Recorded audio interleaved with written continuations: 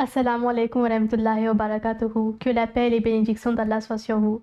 Nous nous trouvons aujourd'hui au studio de la MTA France pour un nouvel épisode de l'Édito.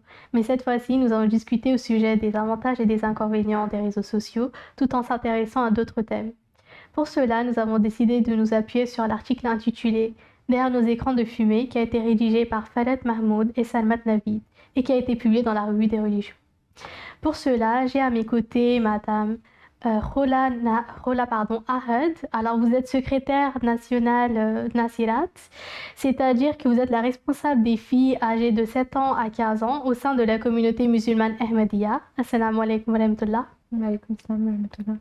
Et nous avons avec nous, donc virtuellement, Madame Tanzila Daoud, qui est secrétaire générale du secteur Hauts-de-France. Assalamu alaikum wa rahmatullah.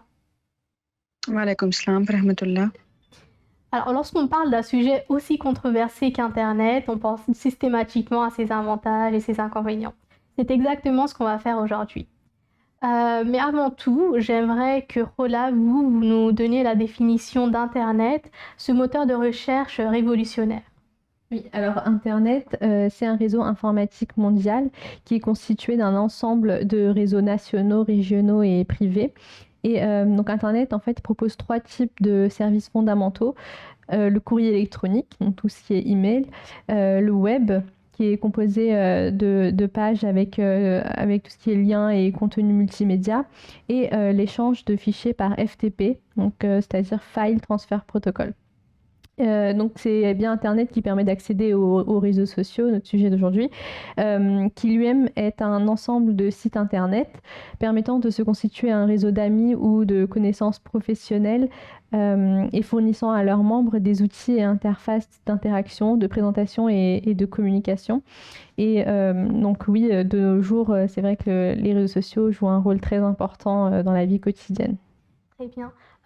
Pouvez-vous nous donner des chiffres concernant les internautes qui surfent sur Internet? Oui, bien sûr. Alors, on a 70% d'abord des Français qui déclarent utiliser au moins une fois par jour un réseau social, comme par exemple Facebook, qui a près de 500 millions d'utilisateurs dans le monde, dont 25 millions en France, ou bien on a Twitter qui, lui, a 383 millions à l'échelle mondiale d'utilisateurs, dont 5,2 millions en France, ou bien LinkedIn, qui est un réseau social professionnel qui, lui, abrite plus de 40 millions d'utilisateurs au niveau mondial et dont 3 millions en France. Et donc tous ces réseaux sociaux, en fait, ils sont devenus un moyen, des principales méthodes de communication. Et donc bien que, comme vous l'avez dit, présentent de nombreux avantages, ils peuvent avoir des risques ou bien des dangers. Et donc nous, en tant que musulmans Ahmadis, on doit éviter tout contenu nocif et utiliser bénéfiquement ces technologies-là et pour nous rapprocher d'Allah et puis gagner son amour et son plaisir. Justement, qu'est-ce que le Saint-Coran dit à ce sujet-là? Oui, alors dans le Saint-Coran, dans la sourate Al-An'am, verset 142, Allah dit « Et c'est lui qui produit des jardins garnis de treillis, les datteraies et les champs de blé, dont les produits sont variés, et l'olive et la grenade, semblables et dissemblables. Mangez les fruits de chacun quand il en produit, et au jour de la récolte, payez ce qui lui est dû, et ne dépassez pas les bornes. Assurément, Allah n'aime pas ceux qui dépassent les bornes. » Donc j'ai lu ce verset en fait pour montrer que Allah n'aime pas les personnes qui dépassent les bornes, et donc il faut vraiment utiliser avec modération les réseaux sociaux. Jazakallah. Alors, tout en suivant le modèle de notre discussion d'aujourd'hui, Tanzila, pouvez-vous nous dire quels sont les côtés néfastes d'Internet? Oui, alors comme Roland nous a défini, Internet, c'est un ensemble de réseaux mondiaux interconnectés. Mais si on élargit notre cercle de recherche au sujet d'Internet, on peut donc y distinguer 3 échelons dont l'intégralité est connue sous le nom d'iceberg d'Internet, que l'on appelle également le World Wide Web, qui est aussi le Web 2.0. Donc, le sommet qui est à la surface et que tout le monde peut voir correspond au web surfacique, c'est-à-dire à l'ensemble des sites et des pages accessibles via la plupart des moteurs de recherche couramment utilisés. Donc, comme les recherches que l'on fait, donc les différents sites que l'on visite ou bien les réseaux sociaux. Donc, le Deep Web Il désigne pour sa part l'ensemble des sites et des pages non indexés sur Internet, c'est-à-dire les contenus qui ne peuvent pas être découverts par la plupart des moteurs de recherche. Il s'agit donc des pages bloquées par un mot de passe. Donc il y a les contenus payants, les comptes bancaires, les emails, les back-office par exemple. Et si on en vient au dark web, donc celui-ci regroupe l'ensemble des sites et des pages accessibles uniquement à travers certains protocoles, configuration au réseau. Donc, comme son nom l'indique, le dark web arbitre des sites illégaux comme des ventes d'armes, de drogue, d'animaux, de produits illégaux, d'humains, entre autres. Donc, la raison pour laquelle je vous détaille la définition d'Internet, c'est pour vous montrer à quel point cet outil de recherche est vicieux et on peut se retrouver au sein d'un milieu dangereux assez rapidement à travers un outil que l'on utilise au quotidien. Jazakallah Tanzila. Alors on se rend compte réellement qu'en fait Internet a bien des côtés néfastes pour l'être humain. Mais si on s'attarde au web surfacique et surtout aux réseaux sociaux, Rola, pouvez-vous nous dire quels sont donc les avantages? Pouvez-vous nous les citer? Oui, alors d'abord, le principal avantage des réseaux sociaux, c'est que c'est un moyen de rester en contact avec les autres gratuitement. Donc on peut parler et communiquer dans le monde entier grâce aux réseaux sociaux. Et c'est une bonne façon de rester en contact avec des amis lointains ou bien d'en retrouver. Ensuite, le deuxième avantage, c'est que les internautes peuvent s'exprimer et partager librement leur opinion.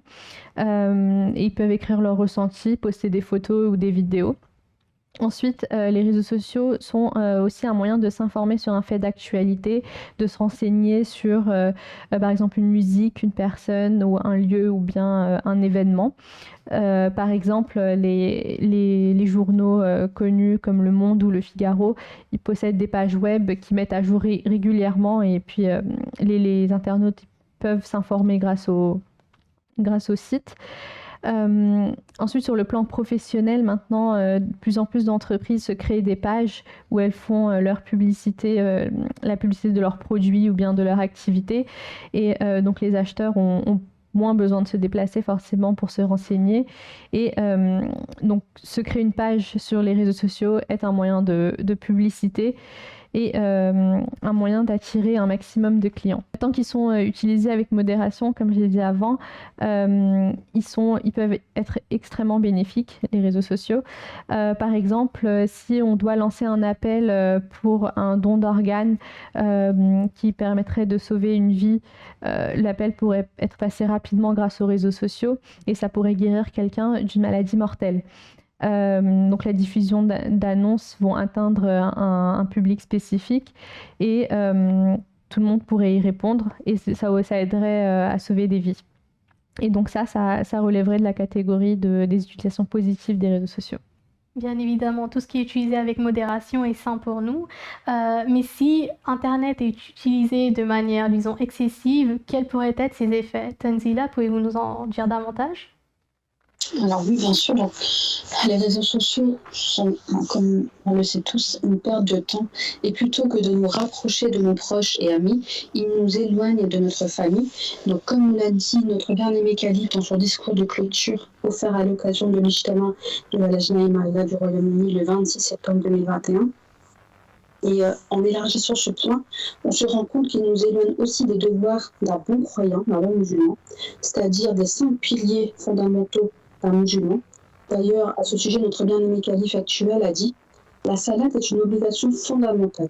Son observance est nécessaire en toutes circonstances, même en cas de guerre, de difficulté ou de maladie. » Satan détourne une personne de la salate au profit d'un seul programme mondain. De plus, Internet est tel qu'il continue de faire participer une personne aux divers programmes et applications utilisant un téléphone ou un iPad. Au début, on regarde le bon programme sur ceci. Son attrait est tel qu'au début, on regarde de très bons programmes, puis toutes sortes de programmes immoraux, dégoûtants et destructeurs qui détruisent la moralité. Par conséquent, un foyer Ahmadi devrait essayer de se tenir à l'écart de tous ces mots. De plus, dans le monde des réseaux sociaux, l'échange est rapide, mais le contenu peut être différent. Par moments, il y a des informations fausses, des rumeurs qui circulent très rapidement et en quelques clics peuvent voyager d'un pays à l'autre et ainsi se propager dans les 4 coins de la Terre. De même, sur Internet, plusieurs choses se passent. Donc une personne qui n'est pas sur les réseaux sociaux ne peut pas être au courant. Ainsi, dans ce monde intangible, on peut se trouver face à divers problèmes dont on peut ne pas avoir de solution, comme par exemple un piratage de compte, des disputes, des insultes, des harcèlements, des photos ou des vidéos volées ou republiées sur des comptes inappropriés, ou pourquoi pas se faire voler des données personnelles, entre autres. Donc pour vous donner une idée, il y a 19% des jeunes entre 11 et 18 ans qui ont déjà rencontré un problème sur Internet de ce genre en 2021. Jazakallah Tanzila.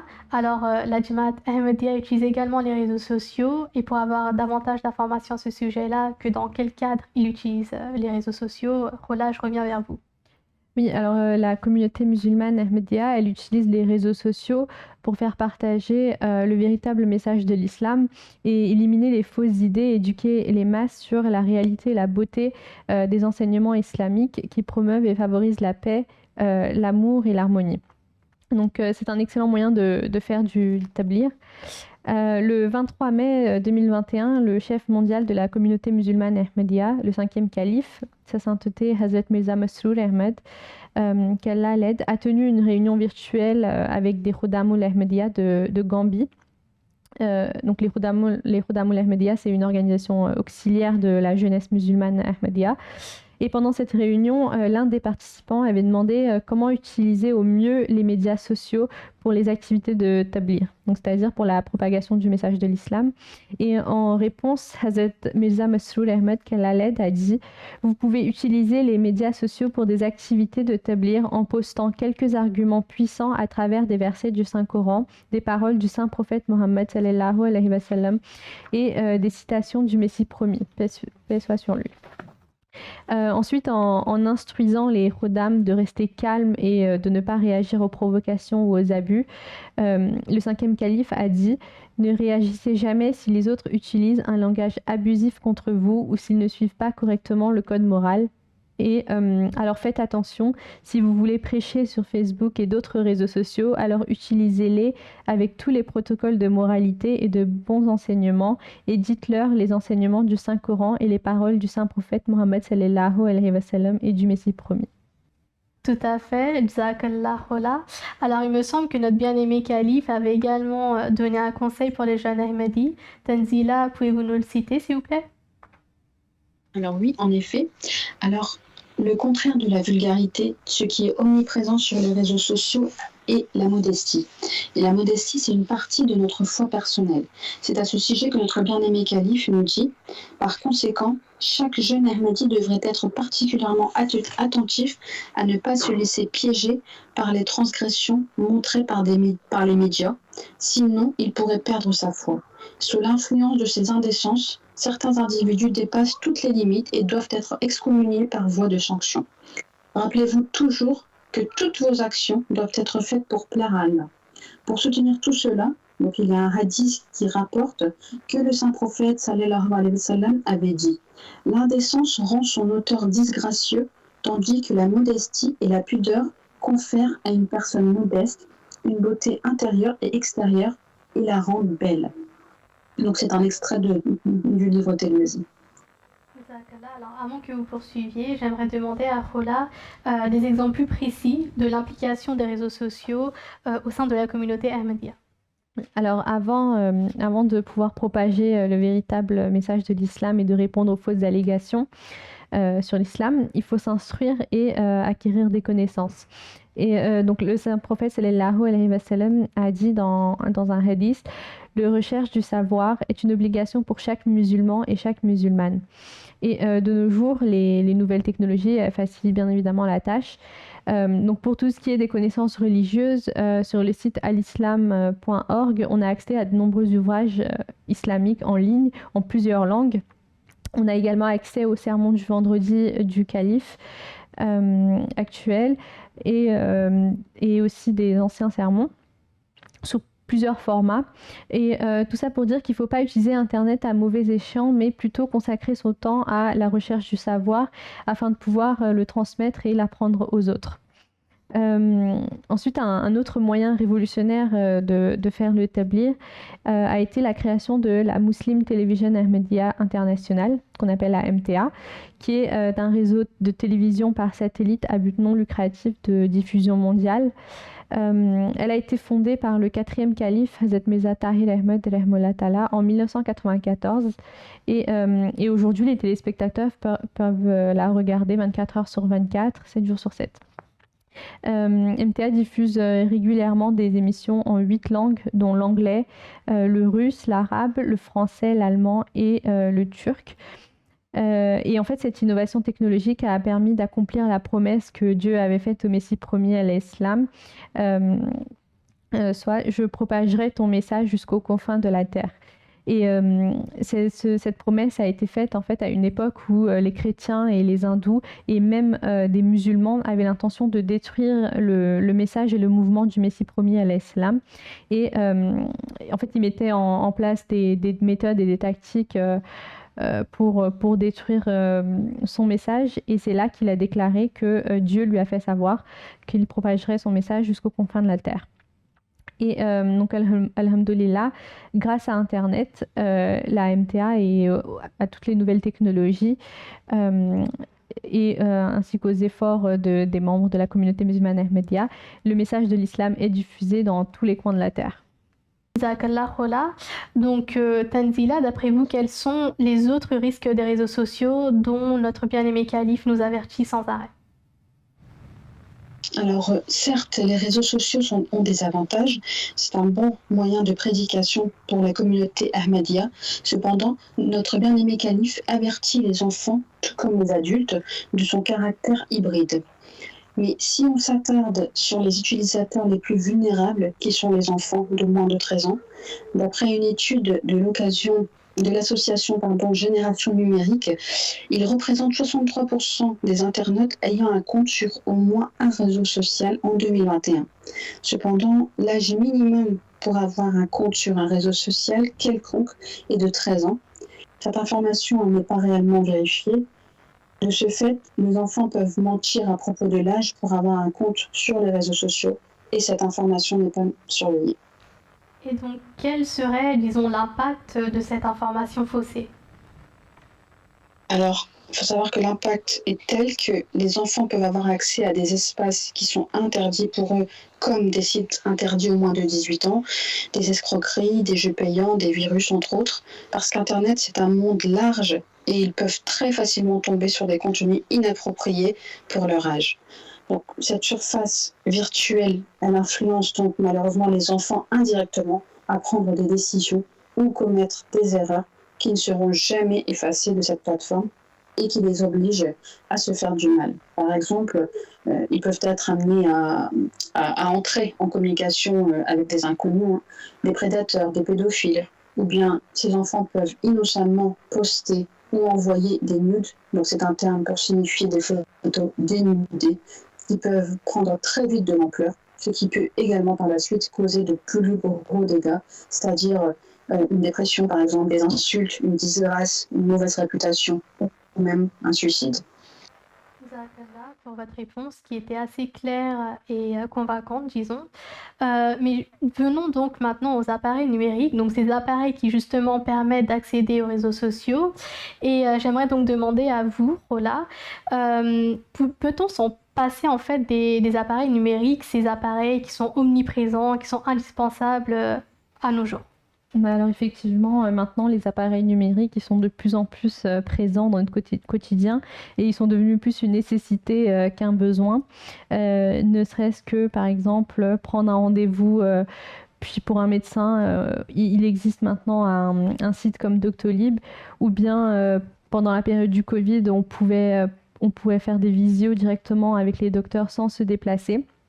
Et donc aujourd'hui, pratiquement tout est numérisé. Ensuite, je pourrais aussi citer par exemple l'exemple des impôts. On peut déclarer maintenant les impôts en ligne directement sans se déplacer. Donc c'est un gain de temps et tous les appareils numériques permettent de gagner du temps avec tout ce qui est dématérialisé de nos jours. Alors, il est vrai qu'il y a plusieurs sites, on pourrait en citer des milliers et des milliers. Et d'ailleurs, ce sont des sites auxquels on peut accéder même via nos smartphones. Bon, alors, il est vrai que c'est un gain de temps, mais on dit que justement, ces appareils numériques sont également une perte de temps. Tanzila, pouvez-vous nous le démontrer, s'il vous plaît?